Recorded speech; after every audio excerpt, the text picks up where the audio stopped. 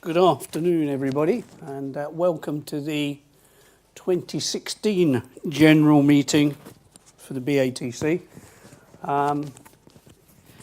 It's a relatively formal bit of the proceedings this weekend, and the agenda has been published. There were no other requests for items to be put on the agenda. So we will run with the basic agenda, which was published both in CQTV and on the website. Apologies for absence, Mr. Secretary. Have we had any apologies for absence in advance? Yes, I need to refer to my Okay. list. Yeah. Ian. Parker? Yeah.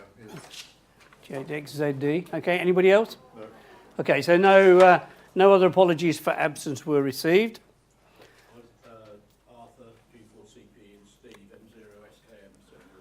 Okay, thanks, Dom. Thank you. And Terry G6CRF.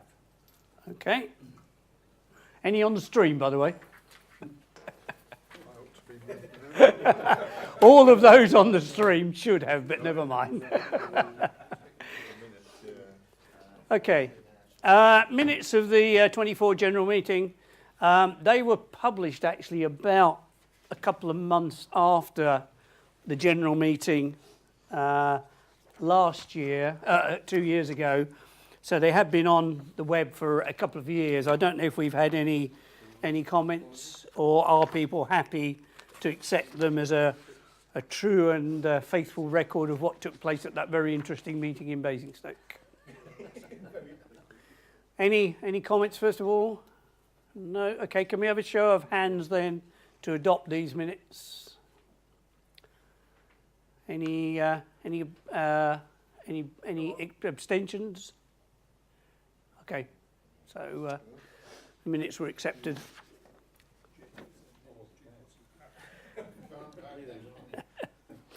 Okay,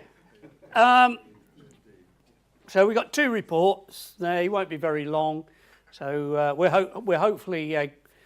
AMSAT set the record this year of doing it in 11 minutes, but I don't think we're going to quite manage that. But we'll crack on. So report by the chairman on behalf of the committee. So this is an overall report of what's gone on in the last couple of years.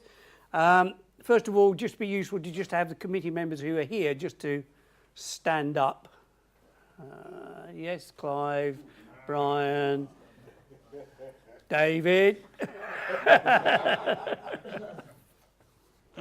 Okay, and you can read the responsibilities they've got on there. Membership, end of August, end of last month, was 934. 74% are cyber members, 26% are paper members, and approximately 20% are overseas. So 80% of those people are in the UK. Membership over the last 2 years really has remained constant. If you remember, it did dip in 2013 down to about 850 and then has come back up to about 950, and it's really remained constant in the last couple of years. We don't see that there's probably much potential to increase membership much further within the UK. We do know that in Europe and the US we could, but after all it is the British Amateur Television Club and it would cost a lot of money to progress the membership outside of the UK. It's something we continually talk about, whether we'd like to increase our membership and ways of doing that, and we're always open to suggestions from the floor as to how we could. I'll talk more shortly about the publicity, the efforts we're putting in to do that, but I think realistically, unless we were to take some drastic action, the 1,000 member mark is probably about where we're at. And actually, you know, given the interest that we are, it's a pretty narrow interest. We think that's quite a good level of membership. The numbers, Brian is going to stand up and talk. If you remember, I put this slide up 2 years ago that, you know, we're here to further the hobby of amateur television. We're not here as a business. The cash reserves are reducing slowly. as Brian constantly reminds us.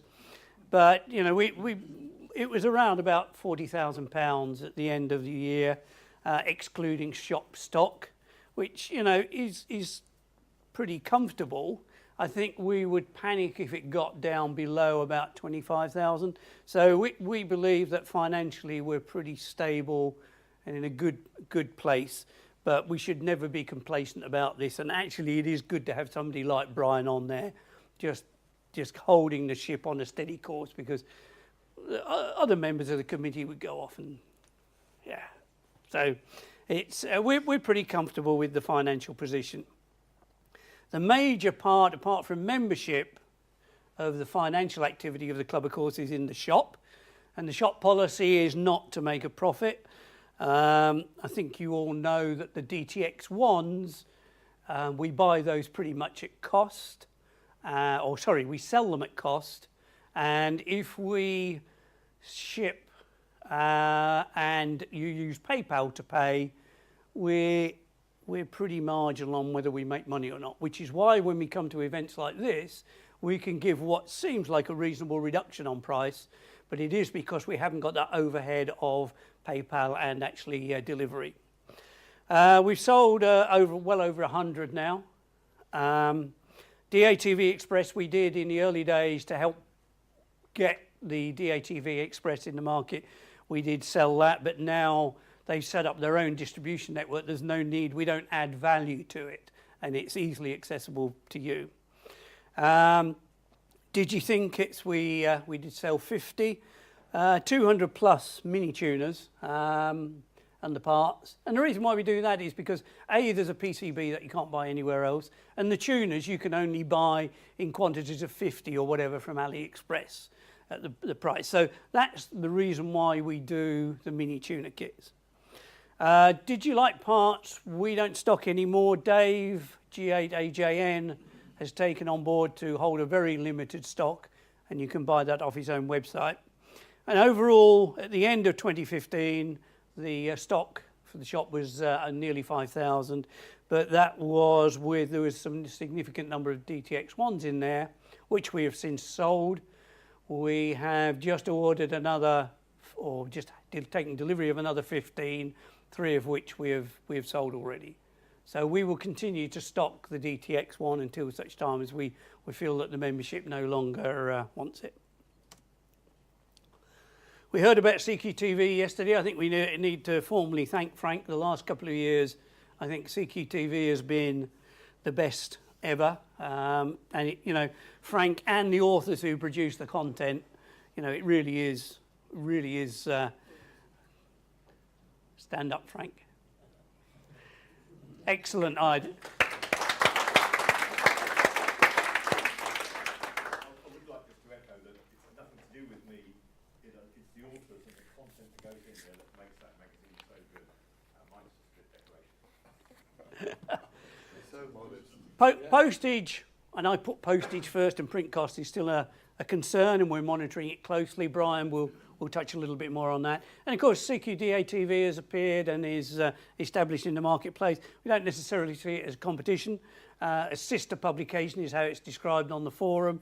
And but what we would say is anything that we're doing to support activities that you're doing, we would appreciate first copy on any reports that get published. So,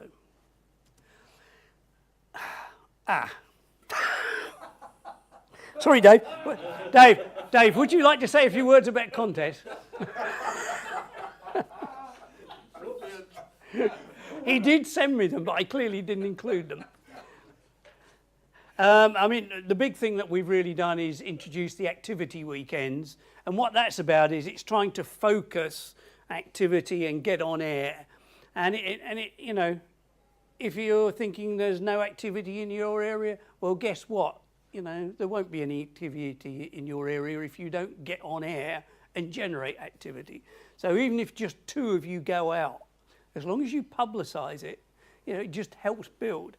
And there's a real reason as well for doing this, that Ofcom do monitor the activity on the bands. I know Ofcom go to batc.tv occasionally and monitor what's going on or not going on repeaters. You know, it really is a case of lose it or use it. And what the activity days are about is trying to get you guys, the members, talking about being on air and getting on air. Anything to add, Dave?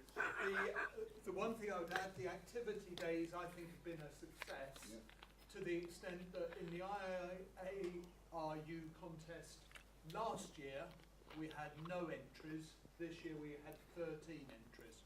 So wow. We need to keep on that upward trend. Good. I think I've changed all of the others. In fact, I have. Another big change we've done in the last couple of years, Facebook and Twitter and YouTube. We now have active accounts on all three. 142 members. Doesn't sound a lot, but we're a niche hobby, a niche interest. 176 followers on Twitter. You know, it all adds to building that impression and getting the name of ATV out there. So if you're doing anything, if you haven't got a Facebook account, if you have, by all means, put it up there yourself. If not, email Ian, G8XZD, and he will put it on there. Or post it on the forum, because you may have noticed that when Ian constantly monitors the forum, when he sees anything interesting, he will put it up on Facebook and Twitter. YouTube channel, 2 years ago we decided that there was no point trying to maintain our own archive when YouTube do it free of charge and do a very good user interface. So all of the CAT16 videos will be going up there, and we're gradually migrating the content that's on BATC.TV archive onto YouTube. And we need more subscribers. You can't have your own named channel until you've got 100 subscribers. So we need 100 subscribers to be able to call ourselves BATC online in the URL. So an essential part of the future, I think, and all credit to Ian for having done such a good job and picked that up and driven it. Online is a pretty big part of BATC these days. We heard yesterday from Phil about BATC.TV. And to me, the real great thing about that is it makes ATV very accessible. If you go to a radio club talk, you know, 5 years ago or 10 years ago, you'd have to say, well, if you want to watch ATV, you've got to put up a 2370 Yagi and a preamp and a decent coax, and it's just very difficult. Big barrier to entry. Now, when I go and do a club talk, I say, remember one thing from tonight, it is BATC.TV, and it makes it much more accessible. The website, still important. It's the landing page for newcomers. You know, if you want to learn about amateur television, you go to the web page. And of course, the online shop and the members database and CQTV are all online. Members forum, a lot of traffic on the members forum. It gets busy at times, which is good.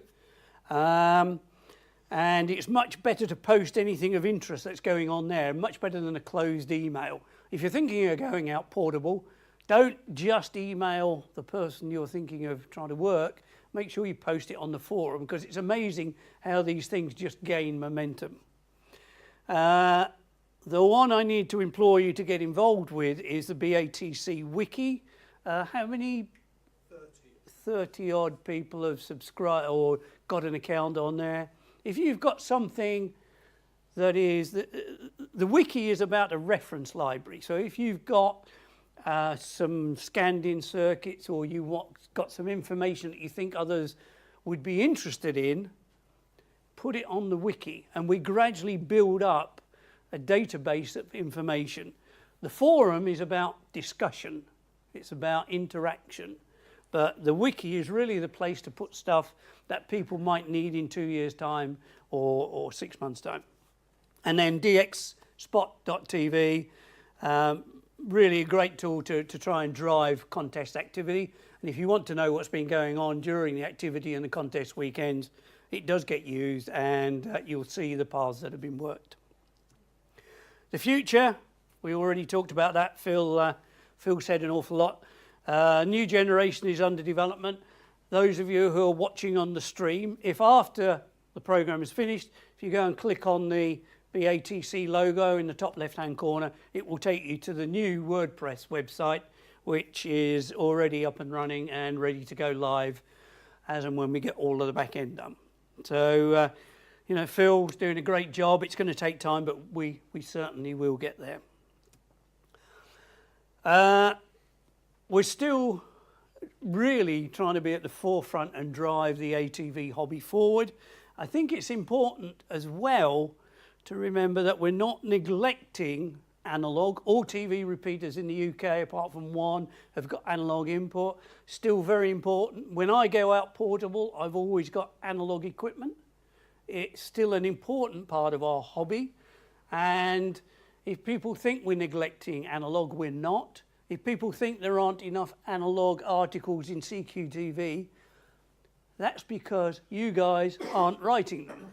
And, you know, so if you think there's something we should be covering, let us know. And if you think, you know, we need to do something new for analog, by all means. It's all part of the TV hobby. But digital is important, and it's still going on. And certainly, I think it was in Basingstoke 2 years ago where Brian first talked about DigiThin and showed those video recordings of at the low bit rates of him in front of the clock. Is that right, Brian? Yeah. 2 years. What we've achieved in 2 years is absolutely phenomenal, isn't it? And it's, I think it's 4 years ago since Jean-Pierre came to CAT12 and showed the very first tune. So how the hobby has progressed over those 4 years is pretty phenomenal. A quick word about repeaters. It's not a BATC responsibility, but I am the TV representative on the RSGB Repeater Management Committee. Currently 36 licensed units. Really pains me that there are 2 licensed but have never been put on air. And I am in contact with those 2 groups, trying to get them to put them on air. One of them is unlikely to go on air, which is Grimsby, because in the time it took to get the license, the Housing Association decided to condemn the tower block. So it's likely to be knocked down. There are 3 licensed, but not in service. We know the ins and outs of those. That's reasonable. 6 new applications in. Clive is grimacing. Clive has had an application in for GB3EY for 2.5 years. GB3ET near Warwick has been in for over a year. Basically, it's frustrating but out of our control. We are at the mercy of Ofcom and the primary user. All of our TV repeaters are in shared bands and so have to have primary user clearance. We are in constant contact. Ofcom are moving to Warrington, which isn't helping. But there again, I think Graham could have stood up 20 years ago and given exactly the same talk. So, you know, nothing new about this, but we are continuing to keep pressure on, and we will get there. 24 gigs if you want a TV repeater in the primary, where we are the primary. Yeah, it's 2 meters to 24 gigs, isn't it? Yeah. But the big message for the rest of the membership is use them or lose them. Guys, you go to batc.tv and you look at the repeater activity, and it's not a lot. And each one of those units, there's a repeater keeper and a small group of people funding, keeping those repeaters on the air for you to use. And, you know, we've really got to be seen to be on air and active. So BATC gets out and about.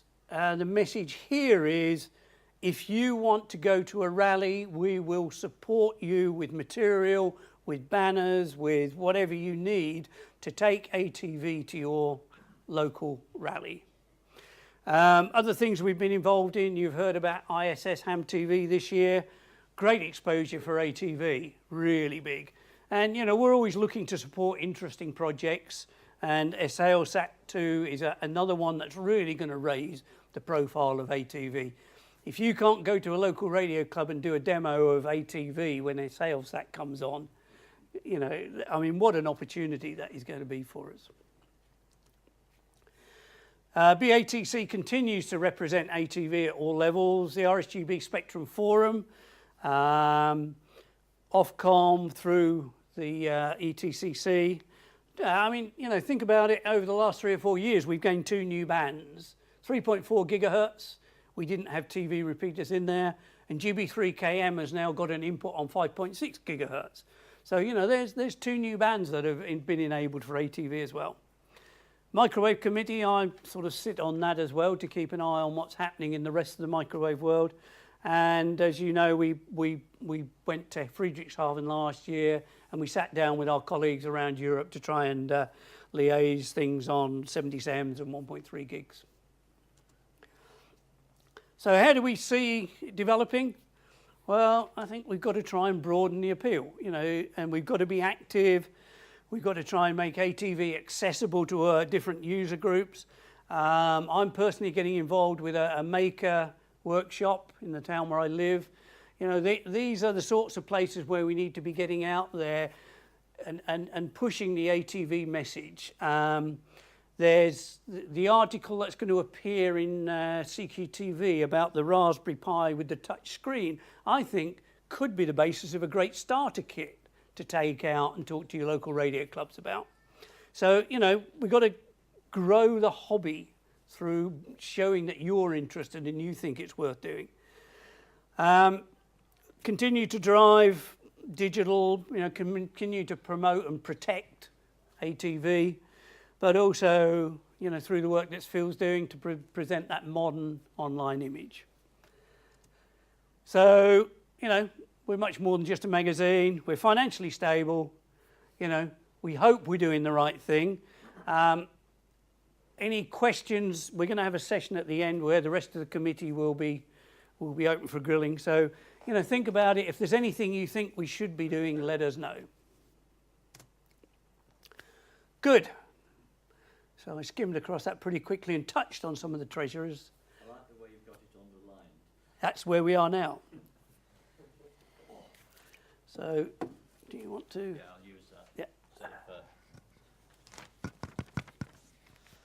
Yeah. Well, Noel has covered a lot of the detail. So I have a number of headings here which I will deal with. It's largely based around the report which was published in the last CQTV. At the 2014 meeting, we all agreed that we should use our funds for the benefit of ATV. It's old age, I'm going to prop myself up. So we've been doing that, but this has led to a reduction in our reserves. Each year we have made a loss. So that loss has been represented by the good things we have done in the ATV community. On the balance sheet front, it's always been my practice to produce a reduced set of balance sheets which just has the most important facts on it and publish it in CQTV rather than using pages and pages of detail which people will just ignore. But the full balance sheet is always available for any member who wishes to inspect it or have further information. Our bank account, our active bank account, is held with the HSBC, and that is one of the 2 current accounts that we use. The other current account is rather unusual in so much as it's a PayPal account. We make and receive payments via PayPal, which is very useful for overseas transactions especially. Our reserves are held with the HSBC, the Teachers Building Society. It's a nice little building society. It pays a very modest rate of interest, but as a corporate customer rather than a personal customer, you're lucky to get any interest these days. The current value there is of the order of 36k. Our reserve stand, including the stock, at 44,400 or thereabouts on the 1st of January this year. As Noel pointed out, we have significant value in the stock which is held, and this figure varies throughout the year as we make purchases and pass those purchases on to our members. Our total expenditure for 2015 was just shy of £37,000, which is why I'm very keen to hold significant reserves, because if we were to fall into hard times, we will be able to continue for a while on those reserves. The other side of the expenditure, of course, is the income. For 2015 was 30,638, including shop sales. So you take those two together, and you have the loss for the year. And this is what is eating into our reserves, and will continue to eat into our reserves for the next year or possibly 2 years. And over that period of time, I hope to turn the supertanker round and at least maintain a level of reserves at a constant level, whereby we will be able to know that if we were to fall into difficulty, we would have the ability to continue. The other aspect of having significant reserves is that we are able to make purchases to support amateur television. The DTX1 is a major purchase when we buy them. But yesterday I was watching John Pierre's presentation about this new NIN tuner, and I thought, 100 off units. I wonder how much they are. So we may well be buying 100 off of these tuners in the future, and we will need money to do it, which has to be available up front, hence the need for reserves. The general outlook, I'm quite happy with the general outlook. One of the figures I look at, which I use as a yardstick to measure how well our members think we're doing, it's very hard to judge that, but I look at the subscriptions received in advance. And that figure gives me some indication of how members view their membership for future years. And that figure has gone up recently. So I feel that we are on the right course.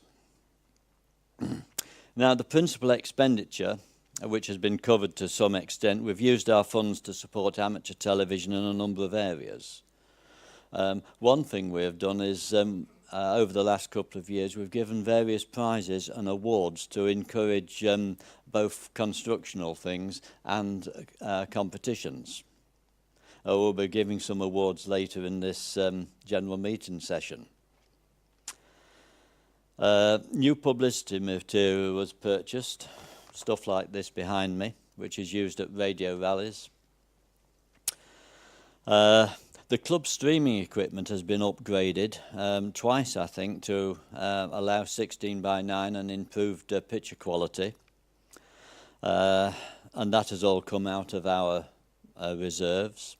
We had a very successful, and a very successful as these things go, presence at ham radio. On the 1 to 10 scale, it scored about 20, I thought. I mean, I've been to these before, and you stand behind the table and people wander by and ignore you, but at ham radio, people were coming up to us, and it was really, really very good. And we had John Pierre telling everybody about his mini tuner, and very successful. Much work has been done on improving our web presence, and strangely enough, this does actually cost money. Software has to be purchased, and accounts, and also we have to pay for our bandwidth. Our very successful use of the streamer incurs, and I'm not decrying that I'm not saying we shouldn't use it, because it is very important, but there is bandwidth implications, particularly for the recent work with the downlink from the space station. Our bandwidth usage went through the roof on that one. And We did use the equipment which we purchased for our streamer for that service, so it had the dual use there of promoting that and promoting the use of amateur television in general. Plant and assets. We made a significant investment in new equipment during 2014-15 over the 2 years of some £1,558 of upgrading, and there will be and there has been more equipment purchases for the streamer, which will show up in the next set of accounts. Later on, perhaps in the question and answer session, we might talk about, as Frank mentioned yesterday, the production and costs of CQTV, but I would like to cover that in the informal session later, if anybody is sufficiently interested. And again, I'll be available for questions after the meeting closes. Thank you. Thank you, Brian. Actually, Brian, I think Brian does a great job. He's done it for many years, and it's not always an easy task. And as Brian said, the majority of the investment was in the streamer. We bought an ATM TV studio, which means we can now do full HD. And if you've watched any of the streams we've done in the last 12 months, you'll really see the impact of having done that. So that's great. Okay, move on to a presentation of the BATC Awards, and there's a couple of categories here, one of which Dave is going to manage, and then Graham, I think you're going to come up and talk about the other, or both of them. So I'll just put the screen up. So first of all, we're going to do the Grant Dixon Award, and this is an award that we present every 2 years at our BGM, and it's an award that goes right back into the history of BATC and has been given for people who've made a significant difference to television. I'll leave Graham to, I'll hand over to Graham to say a few words. Microphone. Would you like to Front seat. And do we have the award? We do. Ah. We found them. I was looking around the room for John Pierre because he was... Well, I went outside to find him actually, and he's escaped. So, okay. it's unfortunate. So we've only got one here. The Grant Dixon Award, I mean, many of us will remember Grant Dixon as a TV amateur and a fine gentleman. I feel a bit sort of down the back of my neck at the moment, because I can remember as a schoolboy writing to him, I think I was 13 or 14, saying, "Dear Mr. Dixon, could you lend me a TV camera for a show at our school parents' event, whatever?" And he wrote back and drove over the following week with a TV camera and lent me, a 13-year-old, but it was a beautiful Valve TV camera, Vidicon. So to be following him as president and whatever, I find standing here a bit slightly weird. But the Mini to Tune project has certainly in the last 2 years been the most significant development in amateur television. And from what we heard yesterday, it's got a lot of future ahead of it. So the committee, I don't think, had to think very long or very hard about to whom this year's Grant Dixon Award should be given. So to Jean-Pierre, Brian and Colin, our great appreciation and congratulations. And can you see it on a camera somewhere? And Ooh.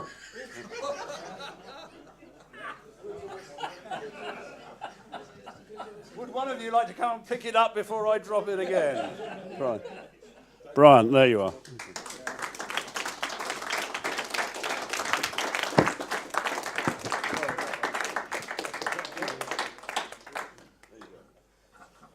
Where's the camera? CQTV? No. Would you like to say a few words? No, thank you. Okay. So, Brian, you get the safety device. Oh, and a photo call. So, Thank you again, gentlemen, for all the work you've done so far and the work you're going to be carrying on doing for the next phases.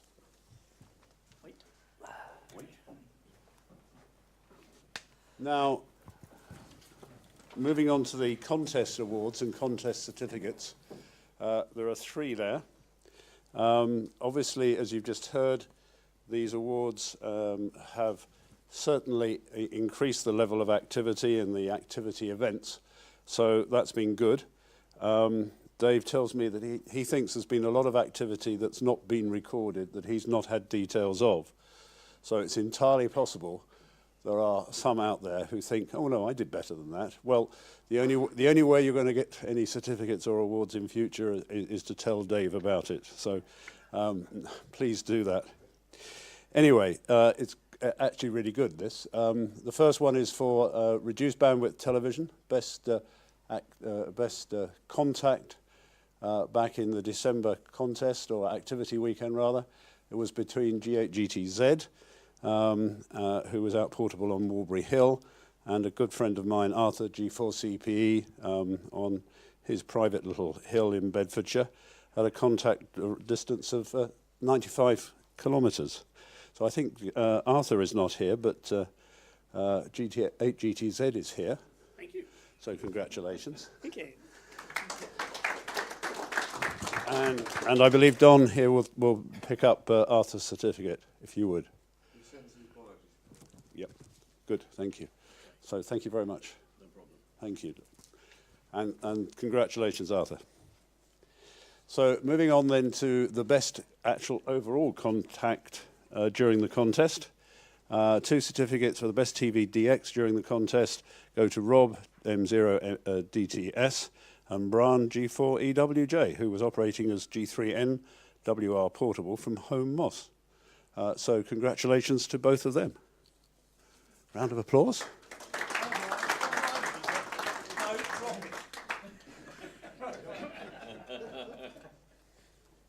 There you go. Oh, you better have both. Yeah. Congratulations. Thank you. Okay. And the last certificate is for the best UK-based digital ATV DX contact during the last International ATV IARU contest in June. Noel went out, it tells me here, he went out to Portable near Hastings in atrocious weather. And managed to work Rolf F9ZG both ways on 437 digital at a range of 231 kilometres. Now, this award normally gets a cash prize. It does. But we're managing to save money and make Brian happy by making this award to our chairman, so he gets the certificate, but there's no cash prize. Sorry, Norm.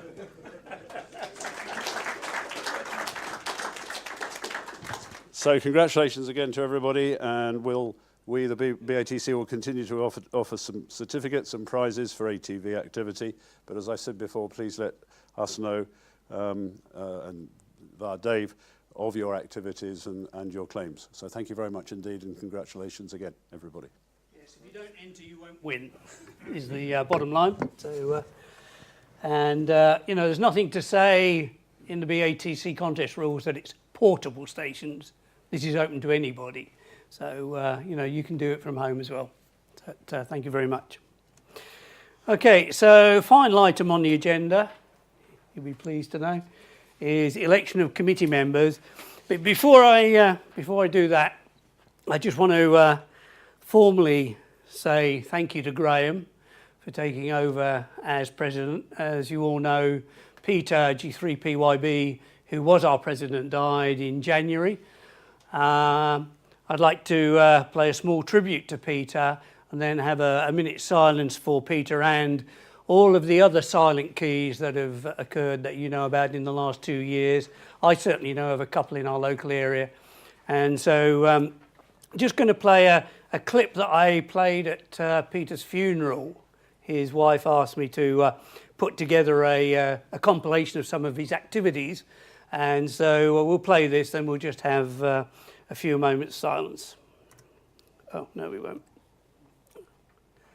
Where's the mouse? Very good evening all. Well, my name is Peter, and at the moment I'm transmitting to, where's the caption? Can't do it without a mirror, to G8 GYS on 70 centimetres. G3PYB, working G8 ADM, and today we're on the Hog's Back on 3.4 gigahertz. Well, what do you think of 3.4 though? Fantastic. Yeah, geez, that's I'll show you the... Now that is pretty good there. Let's just get a recording of this. 17 to 18 dB. Yeah, I've upped the power. I'm running, well, right flat out now.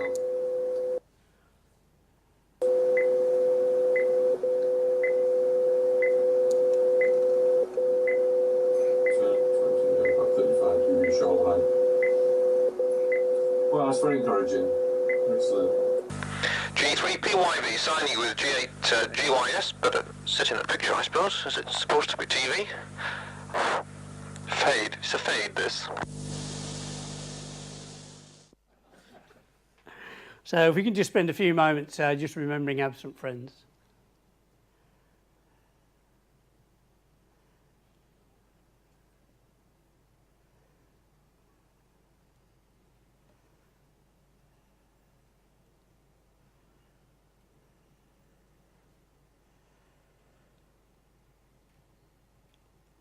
Okay, so he will be missed, no doubt about it. Okay, so the election of officers or committee members, the members standing for election are myself, Dave, G8ADM, who is secretary, Ian, G8XZD, who is publicity, and Robert, G8NXG, who's joined us actually as membership secretary. I think most of you have met him during the weekend. Note that you're not actually voting for the roles we're going to do, you're just voting for us to be on the committee, and generally what happens, we agree the roles we're going to be taking at a subsequent committee meeting, although I probably don't foresee any changes. I haven't heard anybody say. So what we would probably propose is, unless there's any objections from the floor, to do one block vote for the four of us. All of us are willing to stand, and actually with us all willing to stand, we've reached the maximum number of committee members, so there were no further nominations for other people who weren't on the committee. So it's these four people. As I say, I'd like to suggest a block vote, unless anybody's got any objections now not to have the block vote. I propose you have a block vote. Okay, thank you, Henry. And it's seconded. Okay, so all those in favour of adopting these four people to committee, please raise your hands. Any objections? And any abstentions? Okay, so unfortunately, guys, that was carried.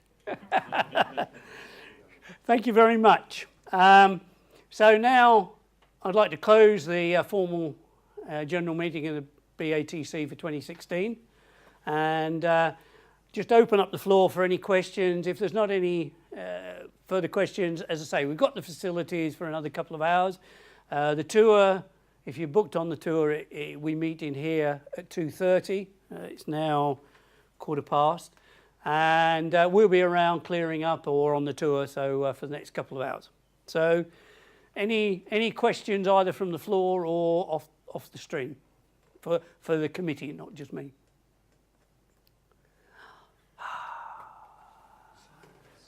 No. Phil, there was one on the stream, wasn't there? I think it was to do with repeat. Kieran N0XGD asked, how can we help advance applications such as GB3ET? So this is to do with repeater licensing. To be honest, there's little we, the membership, can do. As I say, through the work I do on the ETCC, we are constantly reminding people of the TV applications that are in there. What you, the members, can do is promote the activity in your area, use the repeaters that you've got, and continue to support the repeater groups in your area. But as far as the licensing process goes, very little at this moment in time. Hopefully things will improve as Ofcom settle into Warrington but we will try and keep you posted as best we can. Is it easier to access the higher bands with licensing?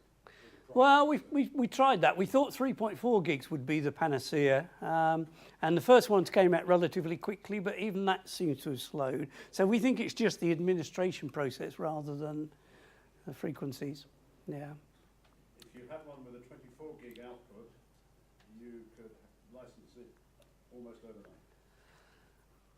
That's not an official BATC view. That's Graham's personal opinion. Okay.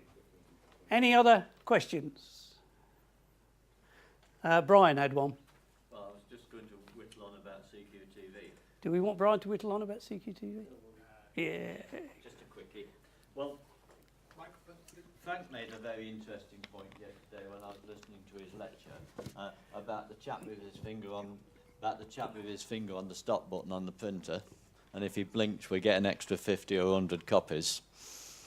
And it's quite true that if we were to increase the number of people who took the paper magazine, the overall costs would be averaged over a larger number. So that is something to think about.